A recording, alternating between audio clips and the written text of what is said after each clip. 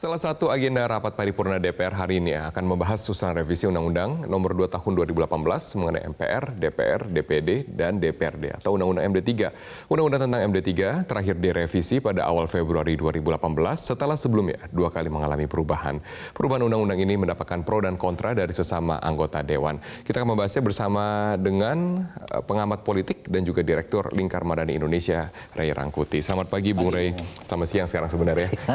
Terima kasih telah hadir bersama dengan saya. Kalau lihat DPR yang kosong rasanya masih pagi juga ya. Oh benar ya, rapat dimulai harus ya pada pukul 10. Hingga sekarang lewat 34 menit belum mungkin ada. Baru jam 8 di sana. Tapi kalau Anda melihat apakah sekarang dengan adanya rapat seperti ini sudah molor 40 menit, memang serius untuk membahas Undang-Undang MD3? Saya kira sulit ya. Jadi mungkin ini akan molornya juga lumayan panjang ini. Karena kalau lihat dari tayangan yang baru saja disampaikan, bahkan cuma hitungan jari ya anggota DPR yang hadir gitu. Jadi menghadirkan itu dalam waktu yang minimal saja pun dari 560 ya setengah dari itu plus 1 gitu. Rasanya mungkin baru di atas jam 12 itu. Ya, biasanya apa yang menyebabkan kemudian rapat molor segini panjang? Pertama menurut saya karena udah akhir masa jabatan. Jadi mungkin banyak yang berpikir bahwa tidak terlalu penting lagi mereka hadir, nggak signifikan, nggak mempengaruhi apapun gitu, apalagi setelah lepas pemilu kan. Itu. Nah yang kedua boleh jadi karena ada agenda juga.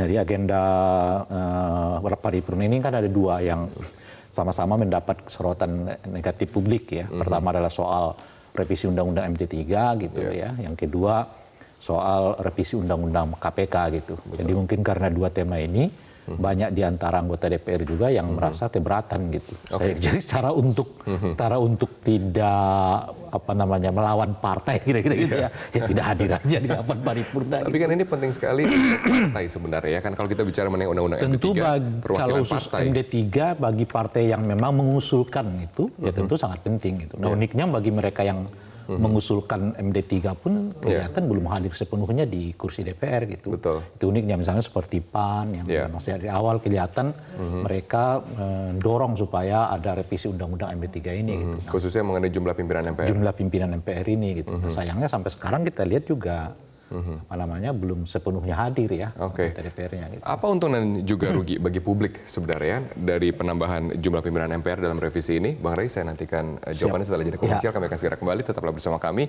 dalam Sapa Pagi Indonesia. Pemirsa, saatnya kami hadirkan sejumlah data mengenai UU MD3 karena memang Dewan Perwakilan Rakyat ini akan menggelar rapat paripurna hari ini untuk membahas usul Badan Legislasi atau Balek mengenai Undang-Undang Nomor 2 Tahun 2018 tentang MPR, DPR, DPD, dan DPRD, yakni UU MD3. Nah, salah satu yang menjadi kontroversi dalam sidang kali ini adalah mengenai penambahan jumlah MPR menjadi 10 yang terdiri dari 9 perwakilan fraksi serta 1 orang dari unsur DPD. Selain itu yang juga menjadi banyak perbincangan adalah mengenai Undang-Undang Nomor 2 Tahun 2018 tentang MPR, DPR, dan DPD. Ini sudah direvisi ternyata sebanyak 3 kali. Ini adalah wacana penambahan pimpinan MPR dari 7 menjadi 10 orang. Kemudian ternyata ini sudah mendapatkan revisi sebanyak 3 kali. Kita lihat revisi yang pertama. Ini ada mengubah penetapan pimpinan DPR, kemudian ada kurang lebih sekitar 8 pasal yang direvisi selama ini, dan juga ada banyak sekali pasal-pasal yang diubah, misalnya mengalami 3 kali revisi, kemudian juga mendapatkan sorotan dari berbagai macam pihak. Nah ini juga ada menambah 1 kursi alat kelengkapan Dewan. Itu adalah perubahan-perubahan atau revisi yang terjadi selama UU MD3 ini. Dan juga pemirsa, selanjutnya mengenai penambahan kursi pimpinan ini menjadi 131. Ya, ini adalah sejumlah revisi yang terjadi di UU MD3. Selain itu yang juga menjadi perbincangan adalah meski UU MD3 ini sudah mengalami 3 kali revisi, tidak juga membuat kinerja DPR membaik. Dan ini seperti yang juga sudah pernah dipaparkan ya oleh sejumlah pakar politik dan juga Formapi bahwa ini adalah kinerja DPR RI periode 2014-2019 yang dinilai terburuk menurut Formapi. Kalau kita lihat tahun 2015 ini dari 50 RUU hanya 3 RUU yang disahkan. Dari 2016 dari 50 RUU 10 RUU yang disahkan. naik tapi tidak signifikan. Kemudian dari tahun 2017 juga 52 RUU, hanya 6 RUU yang disahkan, menurun dari 2016. Trennya memang tidak stabil dan tahun 2019 ini menjadi yang terparah pemirsa karena dari target 55 RUU hanya 2 RUU saja yang disahkan. Sementara anggaran RUU dan absesi kehadiran sidang ini sudah dianggarkan sebanyak 8 miliar rupiah.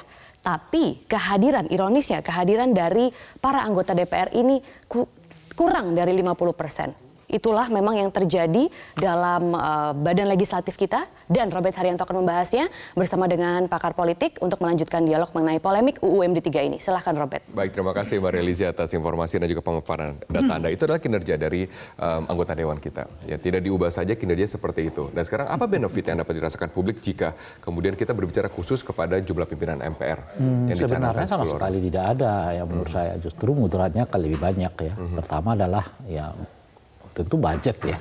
Untuk mereka rapat lagi itu tentu ada budgetnya ya. Betul. Yang kedua akan menimbulkan simpang siur kembali kan. Ini semacam kehangatan kembali kan muncul gitu. Nah yang ketiga bisa saja punya potensi kemudian revisi ini nggak punya kata sepakat gitu. Artinya akan jadi tunggakan lagi untuk periode 2020 yang akan datang gitu ya. Kalau kemudian tetap akan mau dilakukan revisi gitu. Lagi dan sebagainya gitu. Nah yang keempat adalah lebih substantifnya adalah tidak ada manfaatnya sama sekali bahwa pimpinan DPR itu harus 8, harus 9, atau 10 gitu. Bahkan saya berulang kali mengatakan dengan sistem dan formulasi ketatanegaraan seperti yang sekarang gitu ya, MPR itu cukup dipimpin oleh 2 unsur pimpinan. Dengan alasan? Dengan alasan karena memang MPR ini kan bukan lembaga tertinggi negara. Mereka hanya punya kewenangan tertinggi tapi bukan lembaga tinggi negara gitu. Yang sifatnya rapat-rapat mereka itu ad hoc. Ya kan tidak ada rapat mereka yang memang harus dijadwalkan seperti DPR kan. Jadi rapat mereka itu disebutkan dalam undang-undang kita itu minimal sekali dalam setahun. Itu minimal saja. Artinya itu pun yang rapat setahun itu sebetulnya karena memang tidak ada agenda yang harus mereka kerjakan. Tapi demi kelihatan ada apa yang disebut dengan MPR itu, minimal mereka melakukan rapat sekali setahun. Nah itulah yang biasanya kita lakukan per tanggal 16 Agustus gitu, satu hari menjelang pelaksanaan peringatan 17-an gitu. Nah, itu biasa itu. Tapi itu sebetulnya tidak mesti harus tanggal itu gitu, kecuali tentu ada agenda-agenda lain, misalnya seperti amandemen, seperti interpelasi, macam-macam dan seterusnya. Bagaimana nah, karena konteksnya seperti itu, nah ngapain kita buat 10 unsur pimpinan? Bagaimana dengan semangat keterwakilan setiap unsur fraksi dan juga DPD? Pertama, kalau DPD tetap mereka kasih jatah 1, itu yang maksud saya kok nggak adil gitu. Anggota MPR-nya dikasih 9 setiap fraksi gitu, tapi DPD-nya tetap 1. Gitu loh kira-kira. Mestinya kan harus ada skala kan. Berapa dengan DPD. Nah sekarang ini saja 4:1 kan. Nah kalau artinya kalau ini 2 kali lipat, mestinya juga DPD-nya nggak 1 lagi gitu. Kalau sekarang formulasinya kan 4:1. Jadi kalau 8:2. Ya kalau 10, asumsinya kan 8:10:3. Artinya DPD-nya itu datang 3 orang, ya kan, unsur pimpinan dari MPR-nya dari partai adalah 10 gitu. Nah itu baru seimbang. Itu belum tentu kita seimbang adil. Karena belum tentu adil juga. Belum tentu adil gitu. Makanya kan formulasi 4:1 ini kan juga harus kita cari. Kenapa sih kalau harus 4:1 gitu misalnya? Kenapa bukan 2:1? Karena kalau 4:1 itu mungkin dilihat dari skala jumlah kan. Anggota DPR itu 570, anggota DPD itu 4 kali 32 provinsi. Kan kira-kira gitu ya. Taruhlah kalau 4:1 itu gak setara karena setiap 100 diwakili 1 orang. Nah itu kira-kira. Nah sekarang kalau naik mereka 2 kali lipat, ya DPD-nya mestinya harus naik gitu. 2 gitu. Jadi mungkin bukan 10 seperti yang mereka bayangkan. Lebih banyak lagi. Bisa 12, 13 kalau model berpikirnya begitu. Kalau model berpikir seperti itu. Tapi kan Anda katakan sendiri dengan penambahan jumlah pimpinan MPR dari manapun, kemudian asal fraksinya maupun DPR dan juga DPD tidak akan kemudian semerta-merta memberikan kinerja yang lebih tinggi kepada publik kan? Enggak. Karena yang bekerja itu kan sebetulnya kan DPR kan. Makanya misalnya ada orang anggota MPR yang mengatakan ini demi harmonisasi. Harmonisasi itu tidak di MPR-nya, harmonisasi itu di DPR karena rekonsiliasi, mungkin juga rekonsiliasi pasca Pilpres. Dilihat politiknya itu ada di DPR-nya gitu. Jadi ide ini mestinya dalam bayangan saya itu ada di DPR-nya, bukan di MPR-nya. Jadi yang ditambah kursi pimpinannya itu bukan MPR gitu loh saya. Kalau kita mau pakai argumen ini ya, kalau kita setuju harmonisasi itu ya pakai argumen bahwa pimpinan DPR itu bukan di MPR tetapi di DPR. Nah, setiap fraksi di DPR itu punya unsur pimpinan di DPR gitu loh gitu.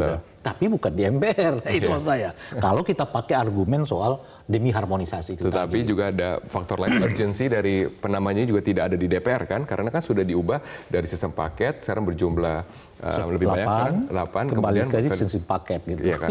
Oke, baik, terima kasih Bang Rey. Nanti akan kami tunggu bagaimana juga update dari rapat paripurna yang hingga sekarang masih belum berlangsung. Terima kasih atas argumen Anda juga hadir di Selamat Pagi Indonesia.